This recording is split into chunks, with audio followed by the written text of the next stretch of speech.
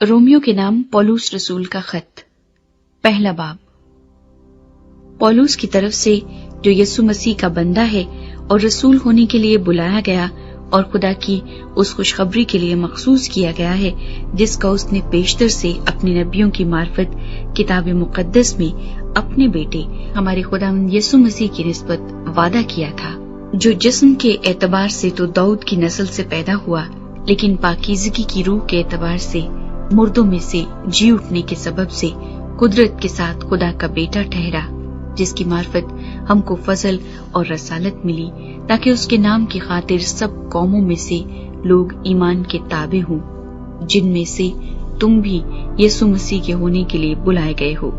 उन सब के नाम जो रोमा में खुदा के प्यारे हैं और मुकद्दस होने के लिए बुलाए गए हैं, हमारे बाप खुदा और खुदावंद यीशु मसीह की तरफ से तुम्हें फजल और इत्मीनान हासिल होता रहे।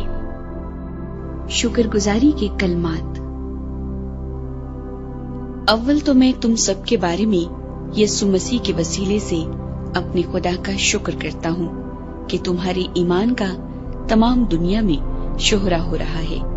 चुनाचे खुदा, जिसकी इबादत मैं अपनी रूह से उसके बेटे की खुशखबरी देने में करता हूँ, वही मेरा गवाह है कि मैं बिला नागा तुम्हें याद करता हूँ और अपनी दुआओं में हमेशा ये दरखास्त करता हूँ कि अब आखिरकार खुदा की मर्जी से मुझे तुम्हारे पास आने में किसी तरह कामयाबी हो, क्योंकि मैं तुम्हारी मुलाकात का मुश्ताक हूँ, ताकि तुमको कोई रूहानी नेमत दूं जिससे तुम मजबूत हो जाओ।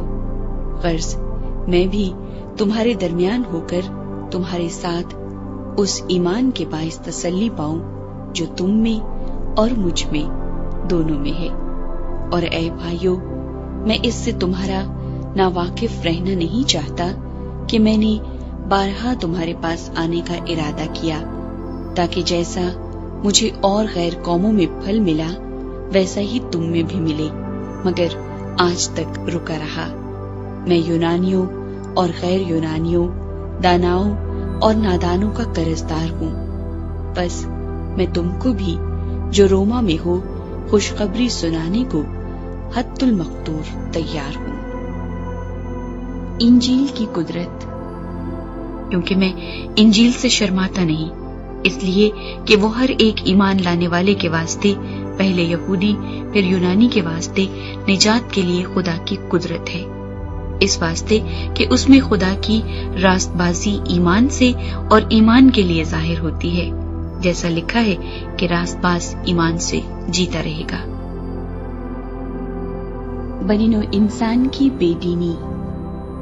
क्योंकि खुदा का गजब उन आदमियों की तमाम बेदीनी और नाराजगी पर आसमान से जाहिर होता है जो हक को नाराजगी से दबाए रखते हैं, क्योंकि जो कुछ खुदा की निस्बत मालूम हो सकता है वो उनके बातिन में जाहिर है, इसलिए कि खुदा ने उसको उन पर जाहिर कर दिया।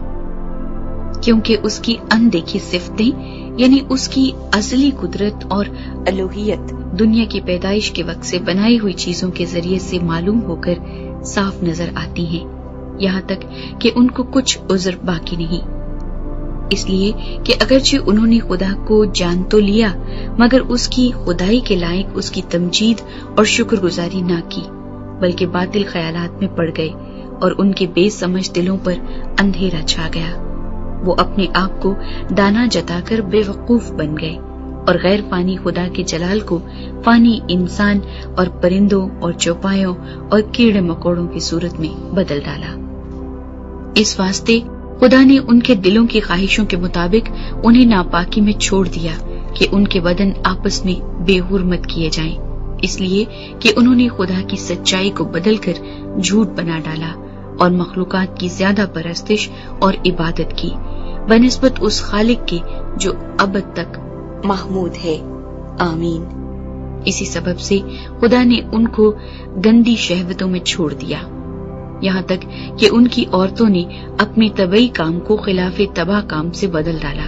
इसी तरह मर्द भी औरतों से तबई काम छोड़कर आपस की शहवत से मस्त हो गए, यानी मर्दों ने मर्दों के साथ रूसियाई के काम करके अपने आप में अपनी गुमराही के लायक बदला पाया।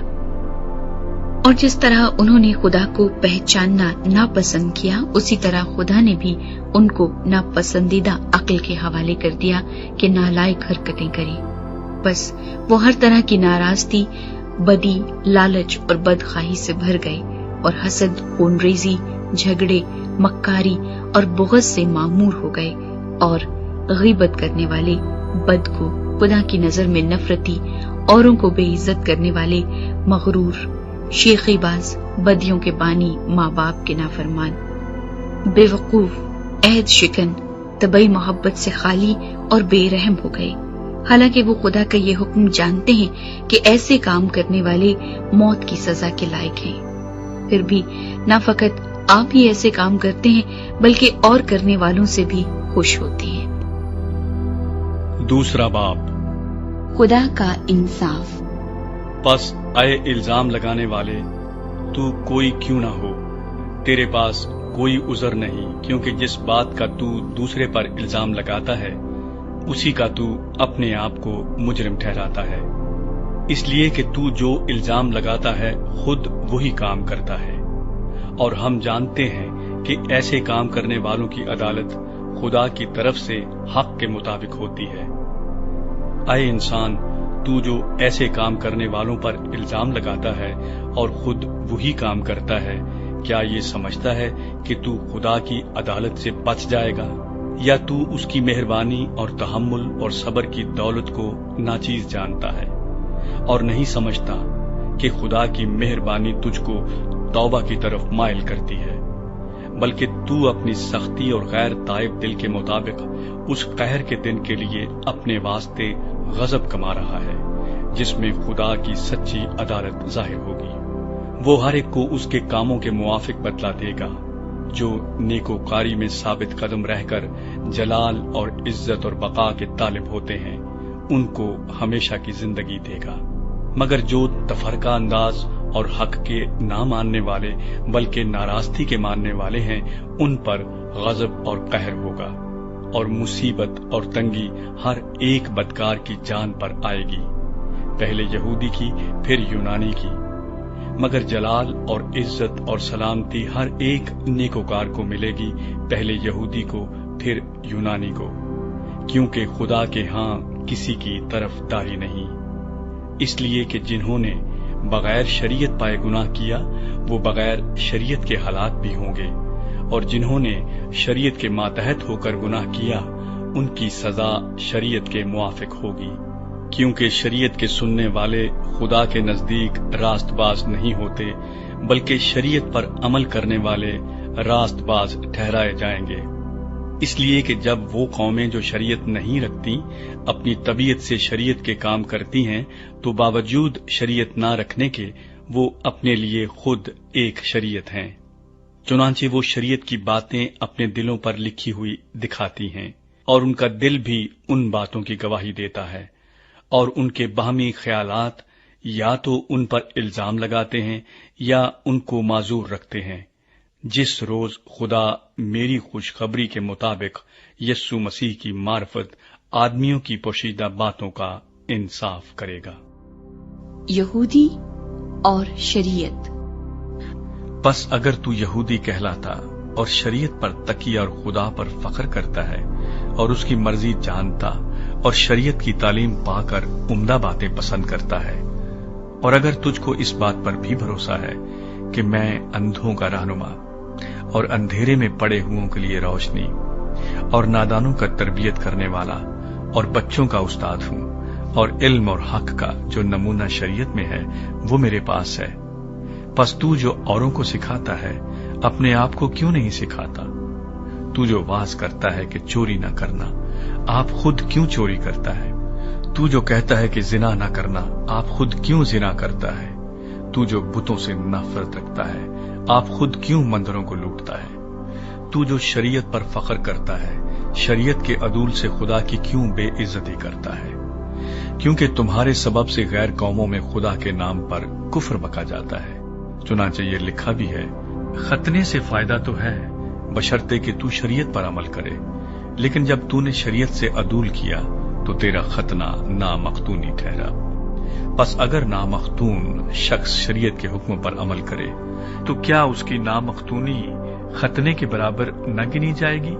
اور جو شخص قومیت کے سبب سے نامختون رہا اگر وہ شریعت کو پورا کرے تو کیا تجھے جو باوجود کلام اور ختنے کے شریعت سے عدول کرتا ہے قصوروار نہ ٹھہرائے گا؟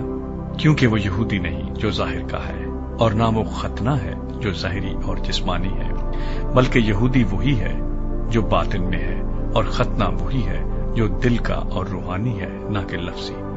ایسے کی تعریف آدمیوں کی طرف سے نہیں بلکہ خدا کی طرف سے ہوتی ہے۔ تیسرا باب، بس یہودی کو کیا فوقیت ہے اور ختنے سے کیا فائدہ؟ ہر طرح سے بہت، خاص کر یہ کہ خدا کا کلام ان کے سپرد ہوا۔ اگر بعض بے وفا نکلے تو کیا ہوا؟ کیا ان کی بے وفائی خدا کی وفاداری کو باطل کر سکتی ہے؟ ہرگز نہیں، بلکہ خدا سچا ٹھہرے اور ہر ایک آدمی جھوٹا۔ چنانچہ لکھا ہے کہ تو اپنی باتوں میں راست باز ٹھہرے اور اپنے مقدمے میں فتح پائے۔ اگر ہماری ناراضگی خدا کی راست بازی کی خوبی کو ظاہر کرتی ہے تو ہم کیا کہیں؟ کیا یہ کہ خدا بے انصاف ہے جو غضب نازل کرتا؟ میں یہ بات انسان کی طرح کہتا ہوں، ہرگز نہیں، ورنہ خدا کیوں کر دنیا کا انصاف کرے گا؟ اگر میرے جھوٹ کے سبب سے خدا کی سچائی اس کے جلال کے واسطے زیادہ ظاہر ہوئی تو پھر کیوں گناہگار کی طرح مجھ پر حکم دیا جاتا ہے؟ اور ہم کیوں برائی نہ کریں تاکہ بھلائی پیدا ہو؟ چنانچہ ہم پر یہ تہمت لگائی بھی جاتی ہے اور بعض کہتے ہیں کہ ان کا یہی معقولہ ہے، مگر ایسوں کا مجرم ٹھہرنا انصاف ہے۔ کوئی راست باز نہیں۔ پس کیا ہوا؟ کیا ہم کچھ فضیلت رکھتے ہیں؟ بالکل نہیں، کیونکہ ہم یہودیوں اور یونانیوں دونوں پر بیشتر ہی یہ الزام لگا چکے ہیں کہ وہ سب کے سب گناہ کے ماتحت ہیں۔ چنانچہ لکھا ہے کہ کوئی راست باز نہیں، ایک بھی نہیں، کوئی سمجھدار نہیں، کوئی خدا کا طالب نہیں، سب گمراہ ہیں، سب کے سب نکمے بن گئے، کوئی بھلائی کرنے والا نہیں، ایک بھی نہیں۔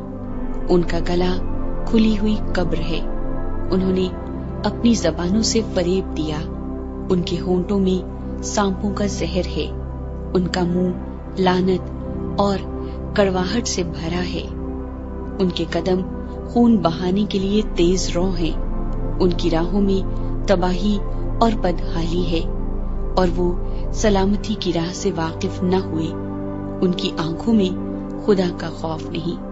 اب ہم جانتے ہیں کہ شریعت جو کچھ کہتی ہے ان سے کہتی ہے جو شریعت کے ماتحت ہیں، تاکہ ہر ایک کا منہ بند ہو جائے اور ساری دنیا خدا کے نزدیک سزا کے لائق ٹھہرے، کیونکہ شریعت کے اعمال سے کوئی بشر اس کے حضور راست باز نہیں ٹھہرے گا، اس لیے کہ شریعت کے وسیلے سے تو گناہ کی پہچان ہی ہوتی ہے۔ خدا ہمیں کس طرح راست ٹھہراتا ہے؟ مگر اب شریعت کے بغیر خدا کی ایک راست بازی ظاہر ہوئی ہے، جس کی گواہی شریعت اور نبیوں سے ہوتی ہے، یعنی خدا کی وہ راست بازی جو یسوع مسیح پر ایمان لانے سے سب ایمان لانے والوں کو حاصل ہوتی ہے، کیونکہ کچھ فرق نہیں، اس لیے کہ سب نے گناہ کیا اور خدا کے جلال سے محروم ہے، مگر اس کے فضل کے سبب سے اس مخلصی کے وسیلے سے جو مسیح یسوع میں ہے مفت راست باز ٹھہرائے جاتے ہیں۔ اسے خدا نے اس کے خون کے باعث ایک ایسا کفارہ ٹھہرایا جو ایمان لانے سے فائدہ مند ہو، تاکہ جو گناہ بیشتر ہو چکے تھے اور جن سے خدا نے تحمل کر کے طرح دی تھی ان کے بارے میں وہ اپنی راست بازی ظاہر کرے، بلکہ اسی وقت اس کی راست بازی ظاہر ہو تاکہ وہ خود بھی عادل رہے اور جو یسوع پر ایمان لائے اس کو بھی راست باز ٹھہرانے والا ہو۔ بس فخر کہاں رہا؟ اس کی گنجائش ہی نہیں۔ کون سی شریعت کے سبب سے؟ کیا اعمال کی شریعت سے؟ نہیں، بلکہ ایمان کی شریعت سے۔ چنانچہ ہم یہ نتیجہ نکالتے ہیں کہ انسان شریعت کے اعمال کے بغیر ایمان کے سبب سے راست باز ٹھہرتا ہے۔ کیا خدا صرف یہودیوں ہی کا ہے، غیر قوموں کا نہیں؟ بے شک غیر قوموں کا بھی ہے، کیونکہ ایک ہی خدا ہے جو مختونوں کو بھی ایمان سے اور نامختونوں کو بھی ایمان ہی کے وسیلہ سے راست باز ٹھہرائے گا۔ بس کیا ہم شریعت کو ایمان سے باطل کرتے ہیں؟ ہرگز نہیں، بلکہ شریعت کو قائم رکھتے ہیں۔ چوتھا باب، ابراہیم کی مثال۔ پس ہم کیا کہیں کہ ہمارے جسمانی باپ ابراہیم کو کیا حاصل ہوا؟ کیونکہ اگر ابراہیم اعمال سے راست باز ٹھہرایا جاتا تو اس کو فخر کی جگہ ہوتی، لیکن خدا کے نزدیک نہیں۔ کتاب مقدس کیا کہتی ہے؟ یہ کہ ابراہیم خدا پر ایمان لایا اور یہ اس کے لیے راست بازی گنا گیا۔ کام کرنے والے کی مزدوری بخشش نہیں بلکہ حق سمجھی جاتی ہے، مگر جو شخص کام نہیں کرتا بلکہ بے دین کے راست باز ٹھہرانے والے پر ایمان لاتا ہے، اس کا ایمان اس کے لیے راست بازی گنا جاتا ہے۔ چنانچہ جس شخص کے لیے خدا بغیر اعمال کے راست بازی محسوب کرتا ہے، داؤد بھی اس کی مبارک حالی اس طرح بیان کرتا ہے کہ مبارک وہ ہیں جن کی بدکاریاں معاف ہوئیں اور جن کے گناہ ڈھانکے گئے۔ مبارک وہ شخص ہے جس کے گناہ خداوند محسوب نہ کرے گا۔ پس کیا یہ مبارک بادی مختونوں ہی کے لیے ہے یا نامختونوں کے لیے بھی؟ کیونکہ ہمارا دعویٰ یہ ہے کہ ابراہیم کے لیے اس کا ایمان راست بازی گنا گیا۔ پس کس حالت میں گنا گیا؟ مختونی میں یا نامختونی میں؟ مختونی میں نہیں بلکہ نامختونی میں۔ اور اس نے ختنے کا نشان پایا کہ اس ایمان کی راست بازی پر مہر ہو جائے جو اسے نامختونی کی حالت میں حاصل تھا، تاکہ وہ ان سب کا باپ ٹھہرے جو باوجود نامختون ہونے کے ایمان لاتے ہیں، اور ان کے لیے بھی راست بازی محسوب کی جائے، اور ان مختونوں کا باپ ہو جو نہ صرف مختون ہیں بلکہ ہمارے باپ ابراہیم کے اس ایمان کی بھی پیروی کرتے ہیں جو اسے نامختونی کی حالت میں حاصل تھا۔ خدا کا وعدہ ایمان سے ملا، کیونکہ یہ وعدہ کہ وہ دنیا کا وارث ہوگا نہ ابراہیم سے نہ اس کی نسل سے شریعت کے وسیلے سے کیا گیا تھا بلکہ ایمان کی راست بازی کے وسیلے سے۔ کیونکہ اگر شریعت والے ہی وارث ہوں تو ایمان بے فائدہ رہا اور وعدہ لا حاصل ٹھہرا، کیونکہ شریعت تو غضب پیدا کرتی ہے اور جہاں شریعت نہیں وہاں عدول حکمی بھی نہیں۔ اسی واسطے وہ میراث ایمان سے ملتی ہے تاکہ فضل کے طور پر ہو، اور وہ وعدہ کل نسل کے لیے قائم رہے، نہ صرف اس نسل کے لیے جو شریعت والی ہے بلکہ اس کے لیے بھی جو ابراہیم کی مانند ایمان والی ہے، وہی ہم سب کا باپ ہے۔ چنانچہ لکھا ہے کہ میں نے تجھے بہت سی قوموں کا باپ بنایا۔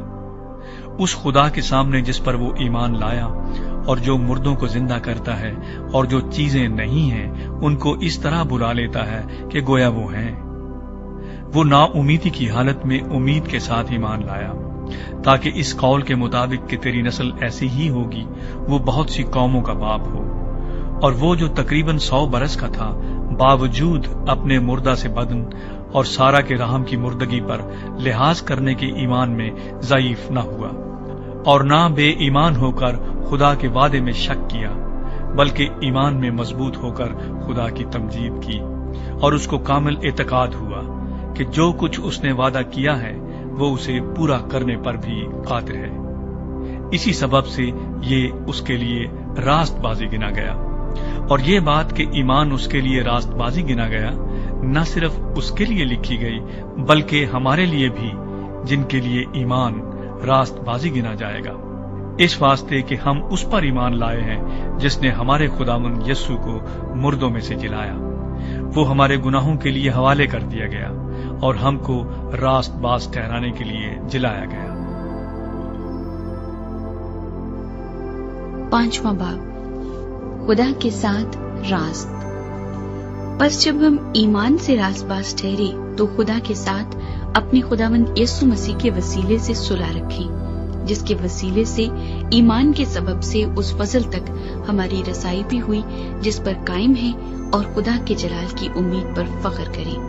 اور صرف یہی نہیں بلکہ مصیبتوں میں بھی فخر کریں، یہ جان کر کہ مصیبت سے صبر پیدا ہوتا ہے اور صبر سے پختگی اور پختگی سے امید پیدا ہوتی ہے اور امید سے شرمندگی حاصل نہیں ہوتی، کیونکہ روح القدس جو ہم کو بخشا گیا ہے اس کے وسیلے سے خدا کی محبت ہمارے دلوں میں ڈالی گئی ہے، کیونکہ جب ہم کمزور ہی تھے تو عین وقت پر مسیح بے دینوں کی خاطر ہوا۔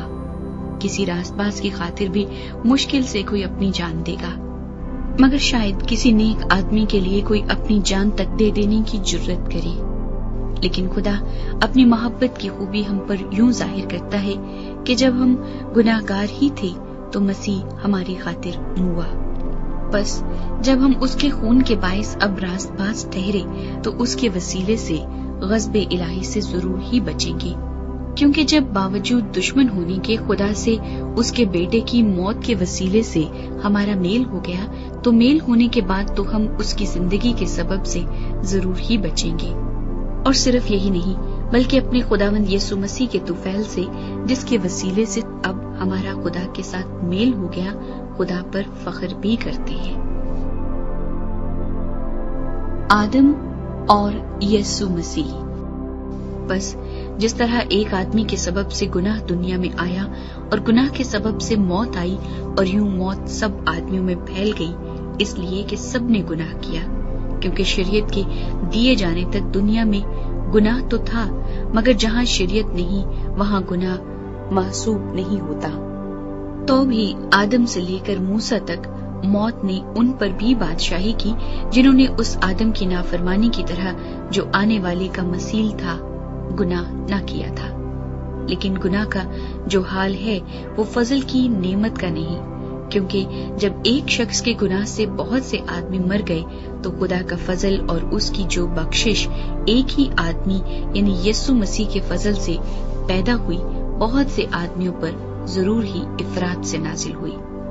اور جیسا ایک شخص کے گناہ کرنے کا انجام ہوا، بخشش کا ویسا حال نہیں، کیونکہ ایک ہی کے سبب سے وہ فیصلہ ہوا جس کا نتیجہ سزا کا حکم تھا، مگر بتیرے گناہوں سے ایسی نعمت پیدا ہوئی جس کا نتیجہ یہ ہوا کہ لوگ راست باز ٹھہرے۔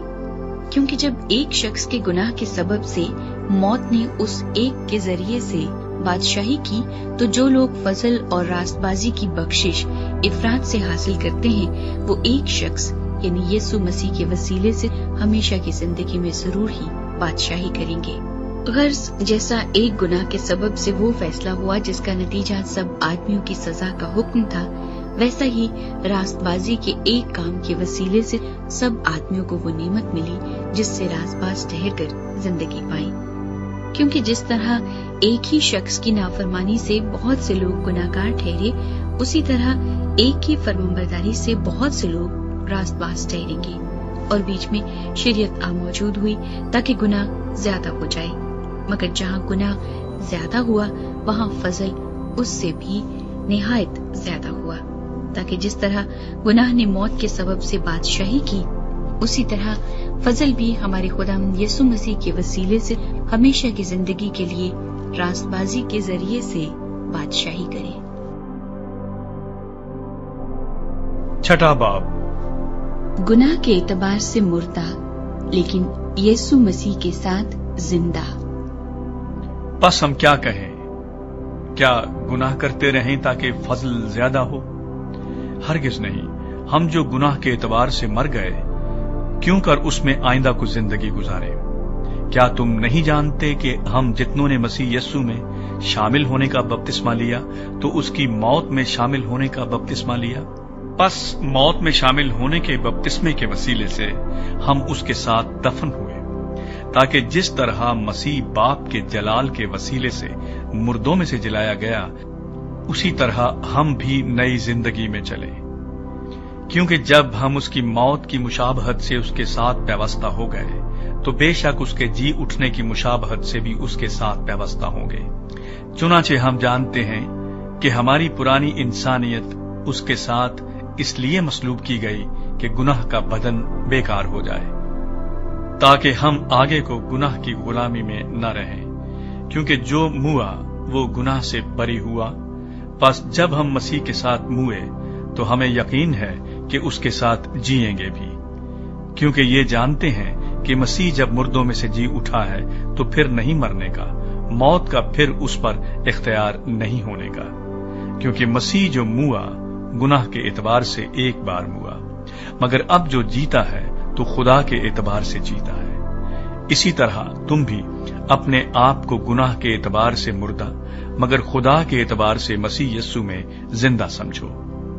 بس گناہ تمہارے فانی بدن میں بادشاہی نہ کرے کہ تم اس کی خواہشوں کے تابع رہو، اور اپنے اعضاء ناراستی کے ہتھیار ہونے کے لیے گناہ کے حوالے نہ کیا کرو، بلکہ اپنے آپ کو مردوں میں سے زندہ جان کر خدا کے حوالے کرو، اور اپنے اعضاء راست بازی کے ہتھیار ہونے کے لیے خدا کے حوالے کرو، اس لیے کہ گناہ کا تم پر اختیار نہ ہوگا، کیونکہ تم شریعت کے ماتحت نہیں بلکہ فضل کے ماتحت ہو۔ راست بازی کی غلام۔ پس کیا ہوا؟ کیا ہم اس لیے گناہ کریں کہ شریعت کے ماتحت نہیں بلکہ فضل کے ماتحت ہیں؟ ہرگز نہیں۔ کیا تم نہیں جانتے کہ جس کی فرما برداری کے لیے اپنے آپ کو غلاموں کی طرح حوالے کر دیتے ہو اسی کے غلام ہو؟ جس کے فرما بردار ہو، خواہ گناہ کے جس کا انجام موت ہے، خواہ فرما برداری کے جس کا انجام راست بازی ہے۔ لیکن خدا کا شکر ہے کہ اگرچہ تم گناہ کے غلام تھے تو بھی دل سے اس تعلیم کے فرما بردار ہو گئے جس کے سانچے میں تم ڈھالے گئے تھے، اور گناہ سے آزاد ہو کر راست بازی کے غلام ہو گئے۔ میں تمہاری انسانی کمزوری کے سبب سے انسانی طور پر کہتا ہوں، جس طرح تم نے اپنے اعضاء بدکاری کرنے کے لیے ناپاکی اور بدکاری کی غلامی کے حوالے کیے تھے، اسی طرح اب اپنے اعضاء پاک ہونے کے لیے راست بازی کی غلامی کے حوالے کر دو، کیونکہ جب تم گناہ کے غلام تھے تو راست بازی کے اعتبار سے آزاد تھے۔ پس جن باتوں سے تم اب شرمندہ ہو ان سے تم اس وقت کیا پھل پاتے تھے؟ کیونکہ ان کا انجام تو موت ہے، مگر اب گناہ سے آزاد اور خدا کے غلام ہو کر تم کو اپنا پھل ملا، جس سے پاکیزگی حاصل ہوتی ہے، اور اس کا انجام ہمیشہ کی زندگی ہے، کیونکہ گناہ کی مزدوری موت ہے، مگر خدا کی بخشش ہمارے خداوند مسیح یسوع میں ہمیشہ کی زندگی ہے۔ 7واں باب، شادی کی مثال۔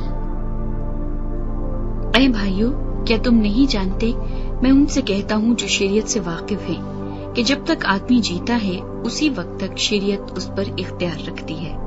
چنانچہ جس عورت کا شوہر موجود ہے وہ شریعت کے موافق اپنے شوہر کی زندگی تک اس کے بند میں ہے، لیکن اگر شوہر مر گیا تو وہ شوہر کی شریعت سے چھوٹ گئی۔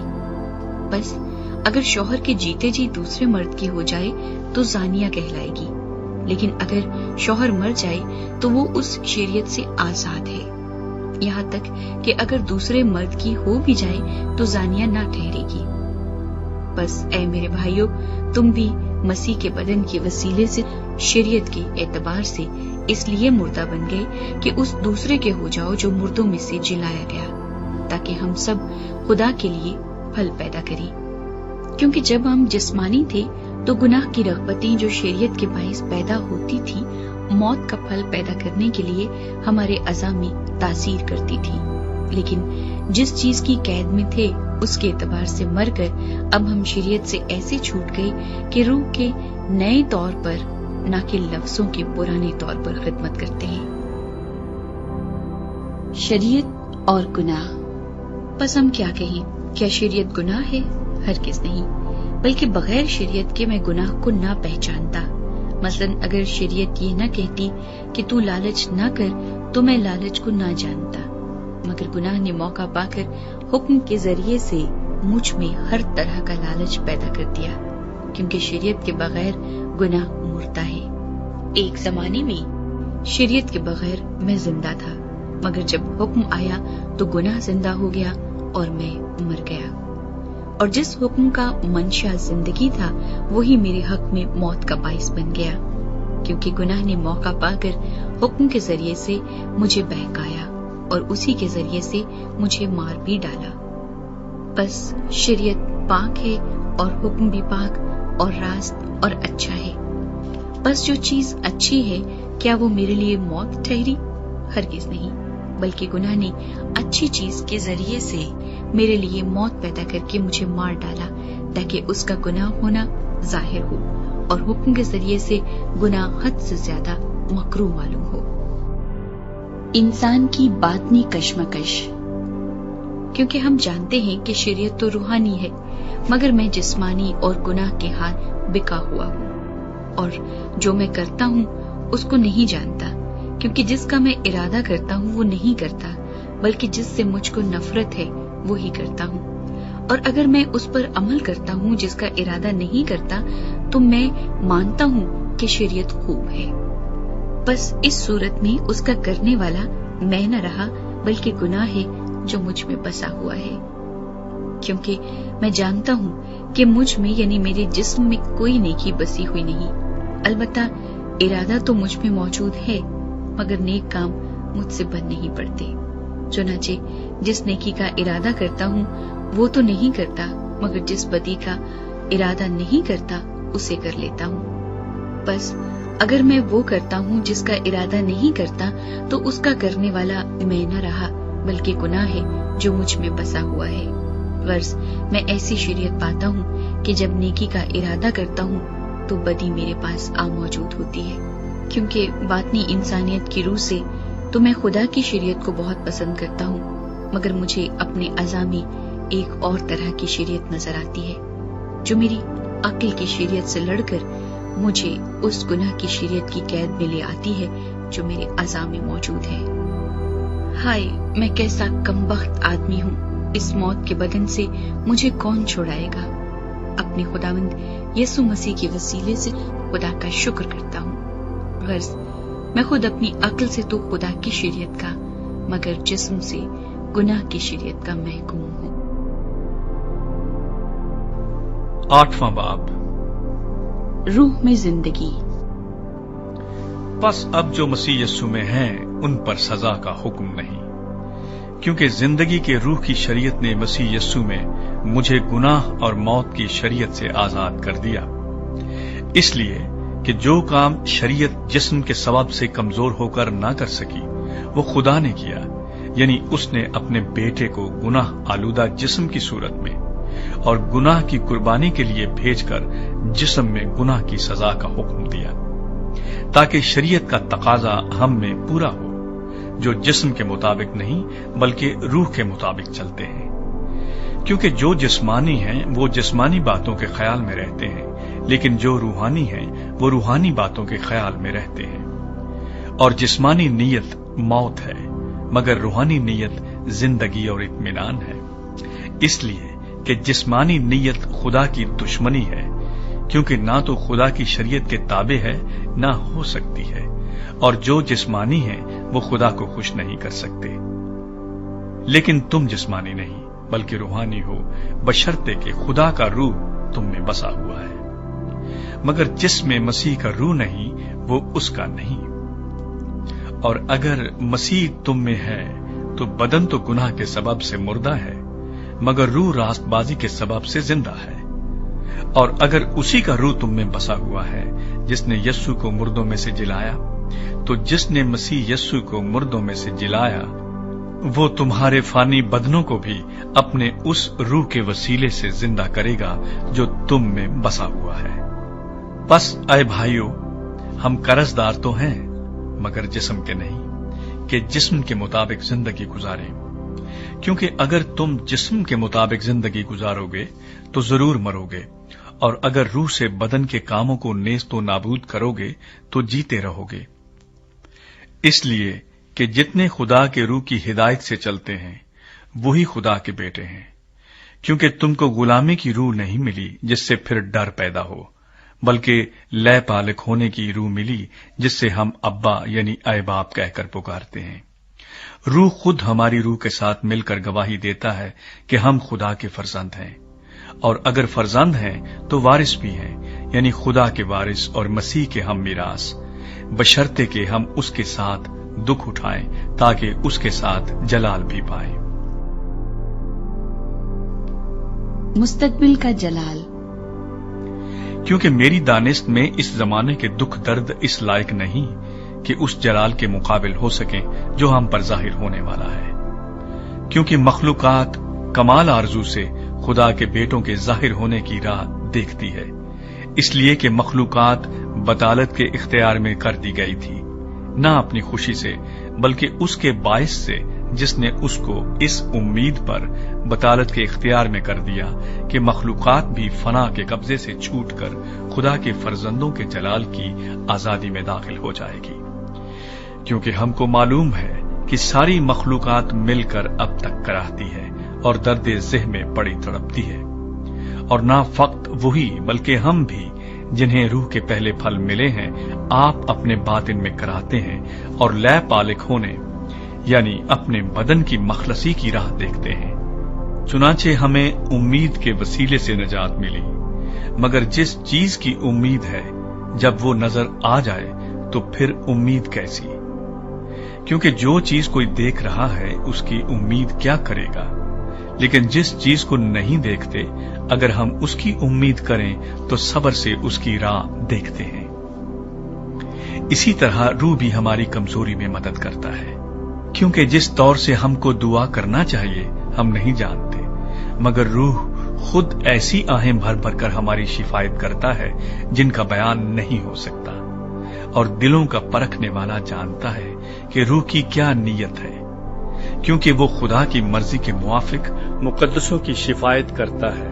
اور ہم کو معلوم ہے کہ سب چیزیں مل کر خدا سے محبت رکھنے والوں کے لیے بھلائی پیدا کرتی ہیں، یعنی ان کے لیے جو خدا کے ارادے کے موافق بلائے گئے، کیونکہ جن کو اس نے پہلے سے جانا ان کو پہلے سے مقرر بھی کیا کہ اس کے بیٹے کے ہم شکل ہوں، تاکہ وہ بہت سے بھائیوں میں پہلا اٹھا ٹھہرے۔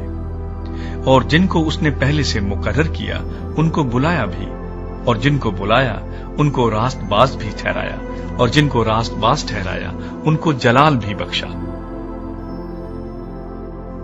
یسوع مسیح میں خدا کی محبت۔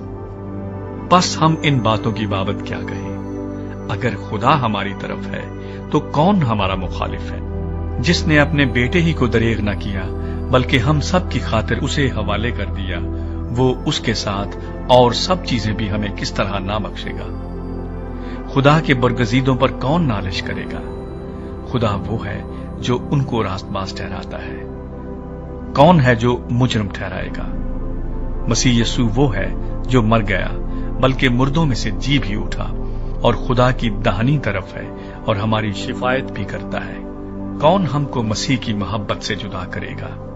مصیبت یا تنگی یا ظلم یا کال یا ننگا پن یا خطرہ یا تلوار؟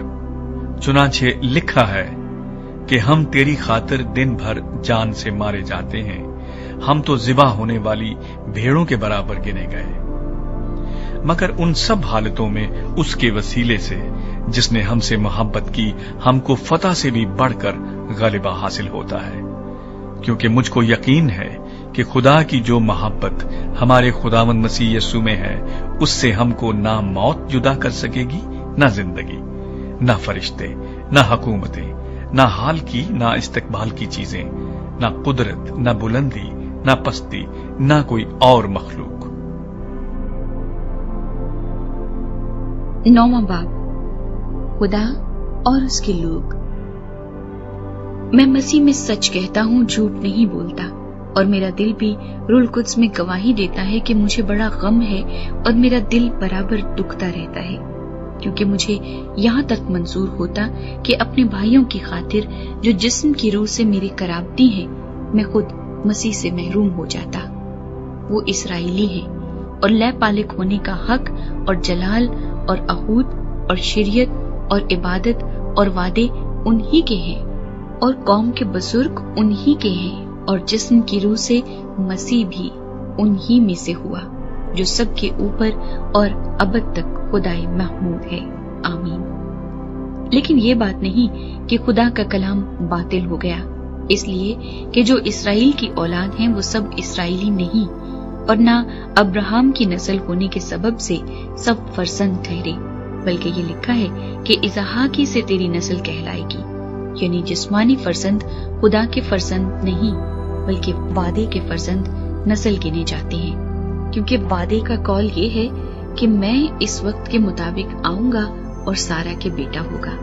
اور صرف یہی نہیں بلکہ ربکا بھی ایک شخص یعنی ہمارے باپ اسحاق سے حاملہ تھی، اور ابھی تک نہ تو لڑکے پیدا ہوئے تھے اور نہ انہوں نے نیکی یا بدی کی تھی کہ اس سے کہا گیا کہ بڑا چھوٹے کی خدمت کرے گا، تاکہ خدا کا ارادہ جو برگزیدگی پر موقوف ہے اعمال پر مبنی نہ ٹھہرے بلکہ بلانے والے پر۔ چنانچہ لکھا ہے کہ میں نے یعقوب سے تو محبت کی مگر عیساؤ سے نفرت۔ پس ہم کیا کہیں؟ کیا خدا کے ہاں بے انصافی ہے؟ ہرگز نہیں، کیونکہ وہ موسیٰ سے کہتا ہے کہ جس پر رحم کرنا منظور ہے اس پر رحم کروں گا، اور جس پر ترس کھانا منظور ہے اس پر ترس کھاؤں گا۔ بس یہ نہ ارادہ کرنے والے پر منحصر ہے نہ دوڑ دھوپ کرنے والے پر، بلکہ رحم کرنے والے خدا پر، کیونکہ کتاب مقدس میں فرعون سے کہا گیا ہے کہ میں نے اسی لیے تجھے کھڑا کیا ہے کہ تیری وجہ سے اپنی قدرت ظاہر کروں اور میرا نام تمام روئے زمین پر مشہور ہو۔ بس وہ جس پر چاہتا ہے رحم کرتا ہے اور جسے چاہتا ہے اسے سخت کر دیتا ہے۔ خدا کا غصہ اور رحم۔ بس تو مجھ سے کہے گا پھر وہ کیوں عیب لگاتا ہے؟ کون اس کے ارادے کا مقابلہ کرتا ہے؟ اے انسان، بھلا تو کون ہے جو خدا کے سامنے جواب دیتا ہے؟ کیا بنی ہوئی چیز بنانے والے سے کہہ سکتی ہے کہ تو نے مجھے کیوں ایسا بنایا؟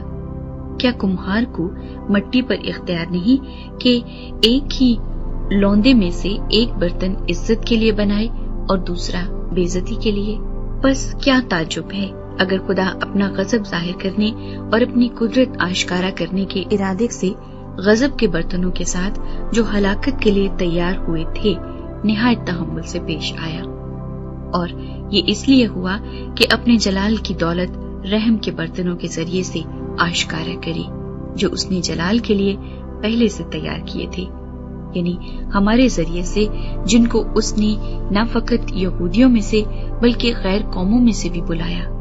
چنانچہ ہوسیہ کی کتاب میں بھی خدا یوں فرماتا ہے کہ جو میری امت نہ تھی اسے اپنی امت کہوں گا، اور جو پیاری نہ تھی اسے پیاری کہوں گا۔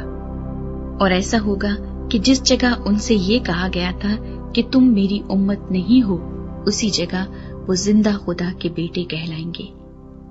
اور یسایہ اسرائیل کی بابت پکار کر کہتا ہے کہ گو بنی اسرائیل کا شمار سمندر کی ریت کے برابر ہو تو بھی ان میں سے تھوڑے ہی بچیں گے، کیونکہ خداوند اپنے کلام کو تمام اور منقطع کر کے اس کے مطابق زمین پر عمل کرے گا۔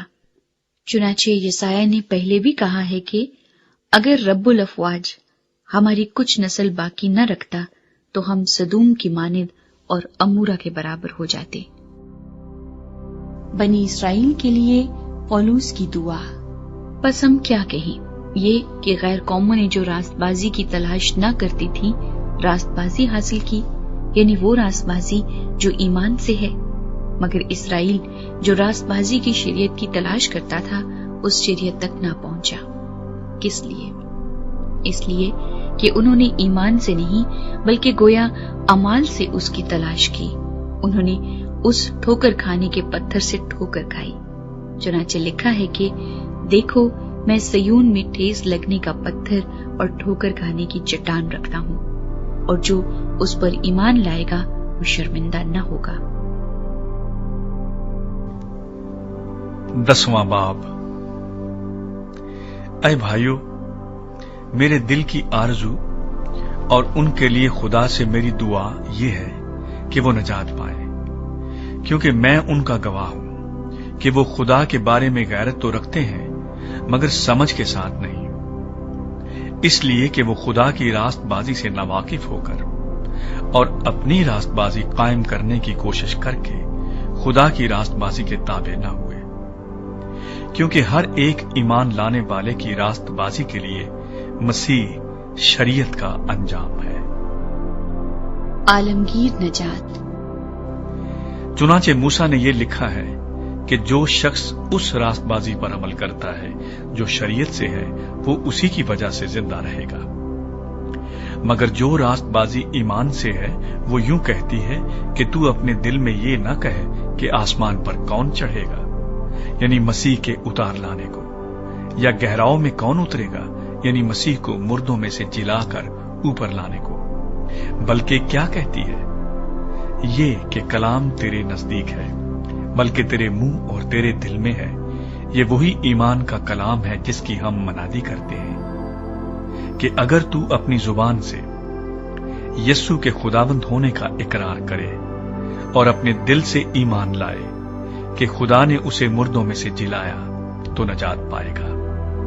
क्योंकि रास्तबाजी के लिए ईमान लाना दिल से होता है और नजात के लिए इकरार मुंह से किया जाता है। चुनांचे किताब मुकद्दस ये कहती है कि जो कोई उस पर ईमान लाएगा वो शर्मिंदा ना होगा, क्योंकि यहूदियों और यूनानियों में कुछ फर्क नहीं, इसलिए कि वही सबका खुदावंद है और अपने सब दुआ करने वालों के लिए फयास है।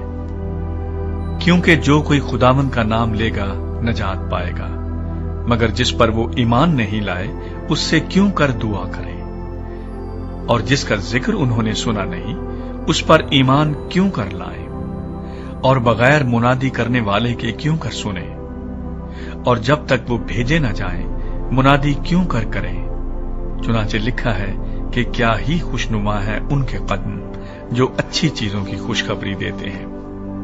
लेकिन सब ने इस खुशखबरी पर कान न धरा। चुनांचे यसाया कहता है कि आए खुदावंद, हमारे पैगाम का किसने यकीन किया है।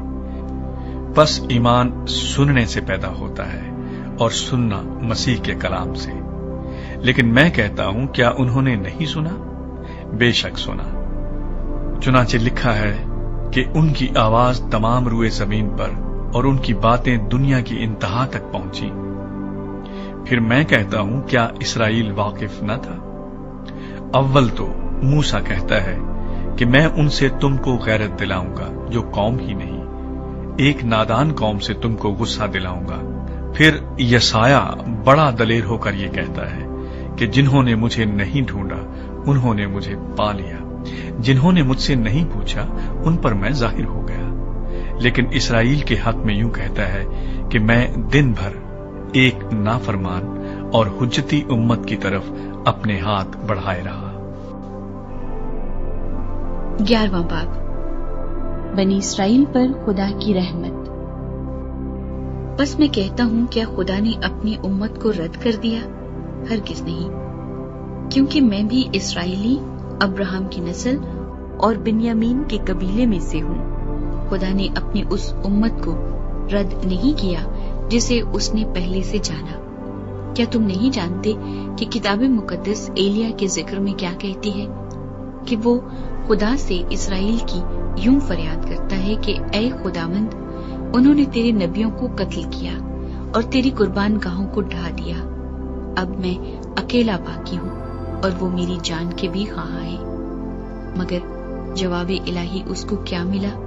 ये कि मैंने अपने लिए 7,000 आदमी बचा रखे हैं जिन्होंने बाल के आगे घुटने नहीं टेके।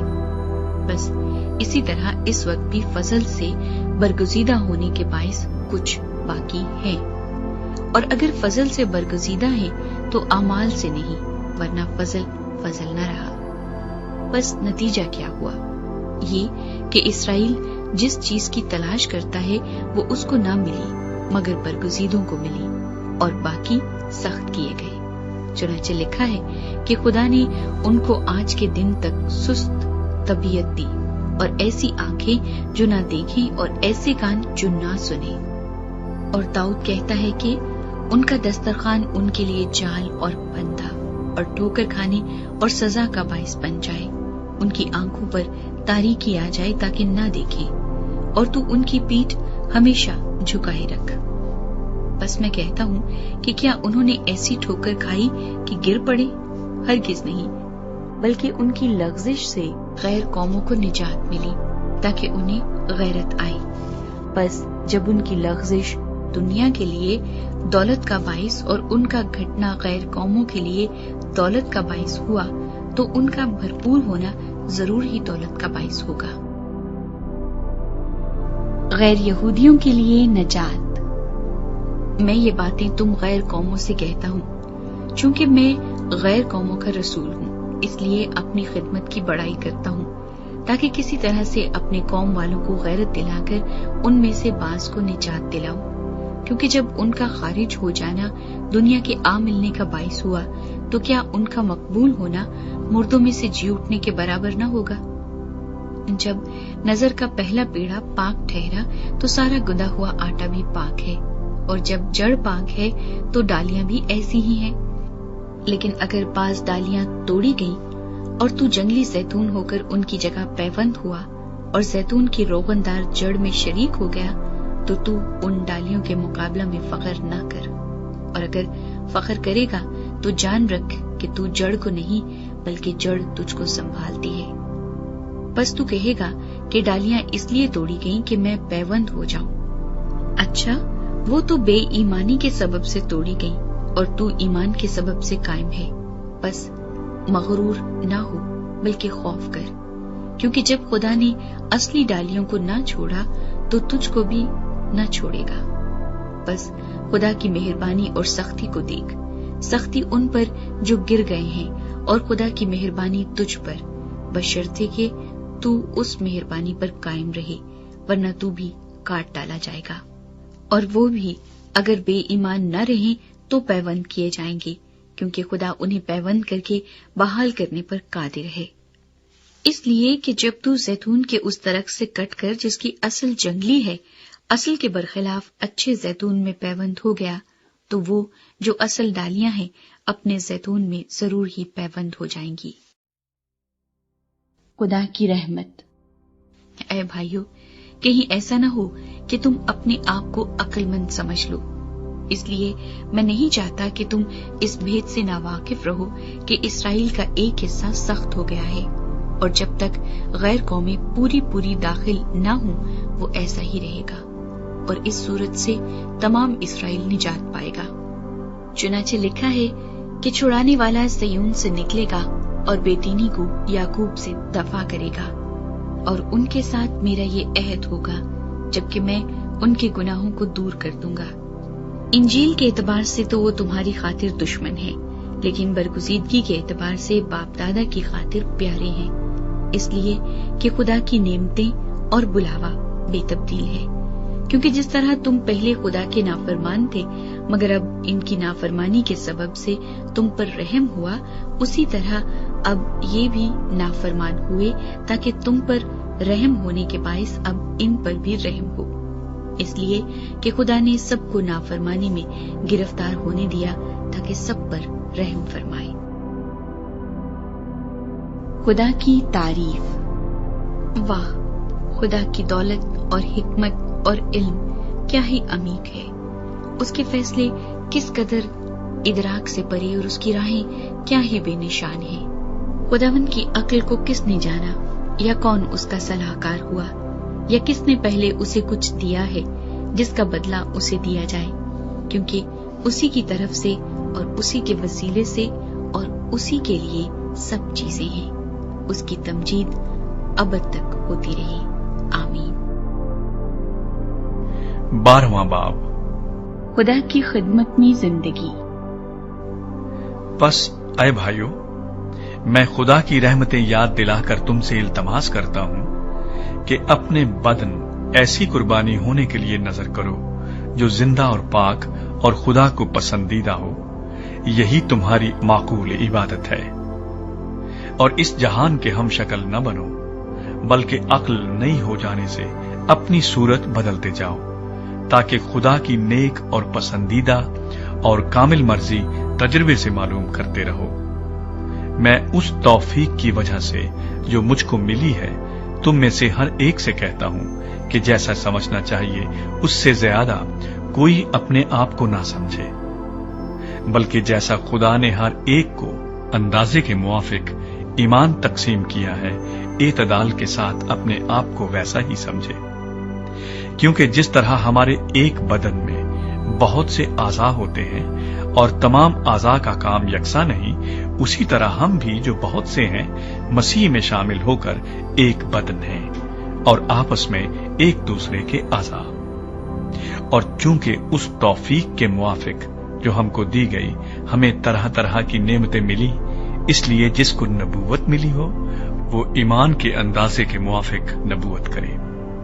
अगर खिदमत मिली हो तो खिदमत में लगा रहे, अगर कोई मुअल्लिम हो तो तालीम में मशगूल रहे, और अगर नासे हो तो नसीहत में। खैरात बांटने वाला सखावत से बांटे, पेशवा सरगर्मी से पेशवाई करे, रहम करने वाला खुशी के साथ रहम करे, मोहब्बत बेरया हो, बदी से नफरत रखो, नेकी से लिपटे रहो, बरादराना मोहब्बत से आपस में एक दूसरे को प्यार करो, इज्जत के रूह से एक दूसरे को बेहतर समझो, कोशिश में सुस्ती न करो, रूहानी जोश में भरे रहो, खुदावंद की खिदमत करते रहो, उम्मीद में खुश, मुसीबत में साबिर, दुआ करने में मशगूल रहो, मुकद्दिसों की एहतियाजें रफा करो, मुसाफिर परवरी में लगे रहो, जो तुम्हें सताते हैं उनके वास्ते बरकत चाहो, लानत न करो,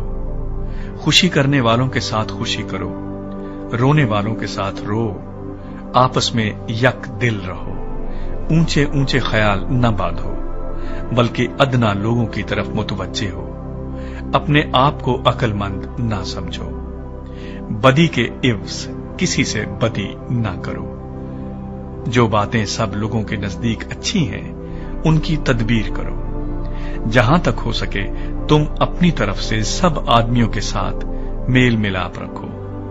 ऐ अजीजो, अपना इंतकाम ना लो बल्कि गजब को मौका दो, क्योंकि ये लिखा है कि खुदावंद फरमाता है, इंतकाम लेना मेरा काम है, बदला मैं ही दूंगा।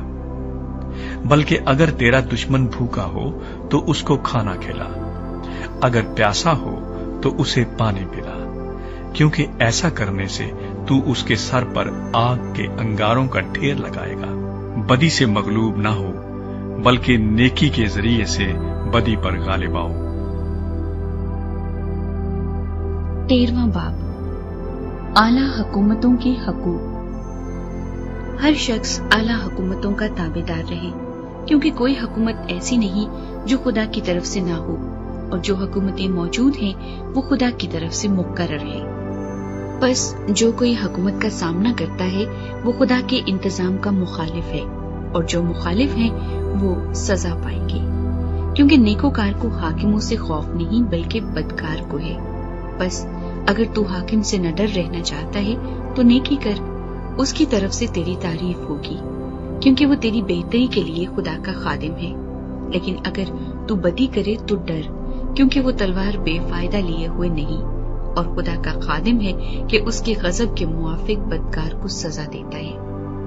बस ताबेदार रहना न सिर्फ गजब के डर से जरूर है बल्कि दिल भी यही गवाही देता है। तुम इसीलिए खैराज भी देते हो कि वो खुदा के खादिम हैं और इस खास काम में हमेशा मशगूल रहते हैं। सबका हक अदा करो, जिसको खैराज चाहिए खैराज दो, जिसको महसूल चाहिए महसूल, जिससे डरना चाहिए उससे डरो, जिसकी इज्जत करना चाहिए उसकी इज्जत करो। एक दूसरे की जानिब फराइज। आपस की मोहब्बत के सिवा किसी चीज में किसी के कर्जदार ना हो, क्योंकि जो दूसरे से मोहब्बत रखता है उसने शरीयत पर पूरा अमल किया। क्योंकि ये बातें कि जिना न कर, खून न कर, चोरी न कर, लालच न कर और इनके सिवा और जो कोई हुक्म हो, उन सब का खुलासा इस बात में पाया जाता है कि अपने पड़ोसी से अपनी मानद मोहब्बत रख। मोहब्बत अपने पड़ोसी से बदी नहीं करती, इस वास्ते मोहब्बत शरीयत की तामील है। और वक्त को पहचान कर ऐसा ही करो, इसलिए कि अब वो घड़ी आ पहुंची कि तुम नींद से जागो। क्योंकि जिस वक्त हम ईमान लाए थे उस वक्त की निस्बत अब हमारी निजात नजदीक है। रात बहुत गुजर गई और दिन निकलने वाला है। बस हम तारीकी के कामों को तर्क करके रोशनी के हथियार बांध ले। जैसा दिन को दस्तूर है शाइस्तगी से चले, न कि नाच रंग और नशाबाजी से, न ज़िनाकारी और शहवत परस्ती से, और न झगड़े और हसद से, बल्कि खुदावंद यीशु मसीह को पहन लो اور جسم کی خواہشوں کے لیے تدبیریں نہ کرو۔ 14واں باب۔ اپنے بھائی پر الزام تراشی نہ کر۔ کمزور ایمان والے کو اپنے میں شامل تو کر لو، مگر شک و شبہ کی تکراروں کے لیے نہیں۔ ایک کو اعتقاد ہے کہ ہر چیز کا کھانا روا ہے، اور کمزور ایمان والا ساگ پات ہی کھاتا ہے۔ کھانے والا اس کو جو نہیں کھاتا حقیر نہ جانے، اور جو نہیں کھاتا وہ کھانے والے پر الزام نہ لگائے، کیونکہ خدا نے اس کو قبول کر لیا ہے۔ تو کون ہے جو دوسرے کے نوکر پر الزام لگاتا ہے؟ اس کا قائم رہنا یا گر پڑنا اس کے مالک ہی سے متعلق ہے، بلکہ وہ قائم ہی کر دیا جائے گا، کیونکہ خداوند اس کے قائم کرنے پر قادر ہے۔ کوئی تو ایک دن کو دوسرے سے افضل جانتا ہے، اور کوئی سب دنوں کو برابر جانتا ہے۔ ہر ایک اپنے دل میں پورا اعتقاد رکھے۔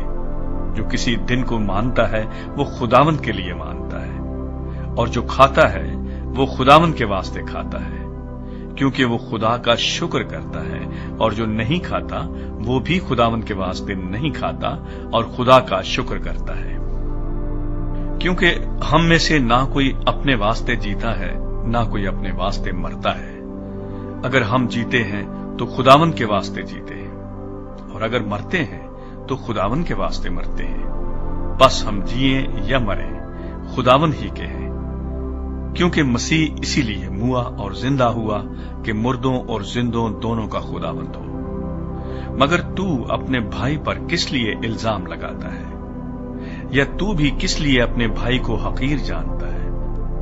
ہم تو سب خدا کے تخت عدالت کے آگے کھڑے ہوں گے۔ چنانچہ یہ لکھا ہے کہ خداوند فرماتا ہے، مجھے اپنی حیات کی قسم، ہر ایک گھٹنا میرے آگے جھکے گا، اور ہر ایک زبان خدا کا اقرار کرے گی۔ بس ہم میں سے ہر ایک خدا کو اپنا حساب دے گا۔ ٹھوکر کا باعث نہ بنی۔ بس آئندہ کو ہم ایک دوسرے پر الزام نہ لگائیں، بلکہ تم یہی ٹھان لو کہ کوئی اپنے بھائی کے سامنے وہ چیز نہ رکھے جو اس کے ٹھوکر کھانے یا گرنے کا باعث ہو۔ مجھے معلوم ہے، بلکہ خداوند یسوع میں مجھے یقین ہے کہ کوئی چیز بذات حرام نہیں، لیکن جو اس کو حرام سمجھتا ہے اس کے لیے حرام ہے۔ اگر تیرے بھائی کو تیرے کھانے سے رنج پہنچتا ہے تو پھر تو محبت کے قاعدے پر نہیں چلتا۔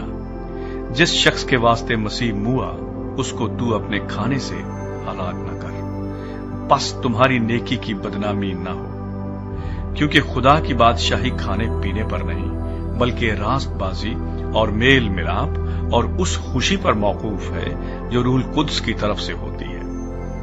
اور جو کوئی اس طور سے مسیح کی خدمت کرتا ہے وہ خدا کا پسندیدہ اور آدمیوں کا مقبول ہے۔ بس ہم ان باتوں کے طالب رہیں جن سے میل ملاپ اور باہمی ترقی ہو۔ کھانے کی خاطر خدا کے کام کو نہ بگاڑ۔ ہر چیز پاک تو ہے، مگر اس آدمی کے لیے بری ہے جس کو اس کے کھانے سے ٹھوکر لگتی ہے۔ یہی اچھا ہے کہ تو نہ گوشت کھائے، نہ میں پیے، نہ اور کچھ ایسا کرے جس کے سبب سے تیرا بھائی ٹھوکر کھائے۔ جو تیرا اعتقاد ہے وہ خدا کی نظر میں تیرے ہی دل میں رہے۔ مبارک وہ ہے جو اس چیز کے سبب سے جسے وہ جائز رکھتا ہے اپنے آپ کو ملزم نہیں ٹھہراتا۔ مگر جو کوئی کسی چیز میں شبہ رکھتا ہے اگر اس کو کھائے تو مجرم ٹھہرتا ہے، اس واسطے کہ وہ اعتقاد سے نہیں کھاتا، اور جو کچھ اعتقاد سے نہیں وہ گناہ ہے۔ 15واں باب۔ اپنے آپ کو نہیں بلکہ دوسروں کو خوش کری۔ غرض ہم زور آوروں کو چاہیے کہ ناتوانوں کی کمزوریوں کی رعایت کرے، نہ کہ اپنی خوشی کرے۔ ہم میں ہر شخص اپنے پڑوسی کو اس کی بہتری کے واسطے خوش کرے تاکہ اس کی ترقی ہو، کیونکہ مسیح نے بھی اپنی خوشی نہیں کی، بلکہ یوں لکھا ہے کہ تیرے لان تان کرنے والوں کی لان تان مجھ پر آ پڑے۔ کیونکہ جتنی باتیں پہلے لکھی گئیں وہ ہماری تعلیم کے لیے لکھی گئیں، تاکہ صبر سے اور کتاب مقدس کی تسلی سے امید رکھے۔ اور خدا صبر اور تسلی کا چشمہ تم کو یہ توفیق دے کہ مسیح یسوع کے مطابق آپس میں یک دل رہو، تاکہ تم یک دل اور یک زبان ہو کر ہمارے خداوند یسوع مسیح کی خدا اور باپ کی تمجید کرو۔ غیر یہودیوں کے لیے خوشخبری۔ بس جس طرح مسیح نے خدا کے جلال کے لیے تم کو اپنے ساتھ شامل کر لیا ہے، اسی طرح تم بھی ایک دوسرے کو شامل کر لو۔ میں کہتا ہوں کہ مسیح خدا کی سچائی ثابت کرنے کے لیے مختونوں کا خادم بنا، تاکہ ان وعدوں کو پورا کرے جو باپ دادا سے کیے گئے تھے، اور غیر قومیں بھی رحم کے سبب سے خدا کی حمد کریں۔ چنانچہ لکھا ہے کہ اس واسطے میں غیر قوموں میں تیرا اقرار کروں گا اور تیرے نام کے گیت گاؤں گا۔ اور پھر وہ فرماتا ہے کہ اے غیر قوموں، اس کی امت کے ساتھ خوشی کرو۔ پھر یہ کہ اے سب غیر قوموں، خداوند کی حمد کرو، اور سب امتی اس کی ستائش کرے۔ اور یسایہ بھی کہتا ہے کہ یسی کی جڑ ظاہر ہوگی، یعنی وہ شخص جو غیر قوموں پر حکومت کرنے کو اٹھے گا، اسی سے غیر قومیں امید رکھیں گی۔ بس خدا جو امید کا چشمہ ہے، تمہیں ایمان رکھنے کے باعث ساری خوشی اور اطمینان سے معمور کرے، تاکہ روح القدس کی قدرت سے تمہاری امید زیادہ ہوتی جائے۔ پولس کا دلیری کے ساتھ لکھنے کا مقصد۔ اور اے میرے بھائیو، میں خود بھی تمہاری نسبت یقین رکھتا ہوں کہ تم آپ نیکی سے معمور اور تمام معرفت سے بھرے ہو، اور ایک دوسرے کو نصیحت بھی کر سکتے ہو۔ تو بھی میں نے بعض جگہ زیادہ دلیری کے ساتھ یاد دلانے کے طور پر اس لیے تم کو لکھا کہ مجھ کو خدا کی طرف سے غیر قوموں کے لیے مسیح یسوع کے خادم ہونے کی توفیق ملی ہے، کہ میں خدا کی خوشخبری کی خدمت کاہن کی طرح انجام دوں، تاکہ غیر قومی نظر کے طور پر روح القدس سے مقدس بن کر مقبول ہو جائیں۔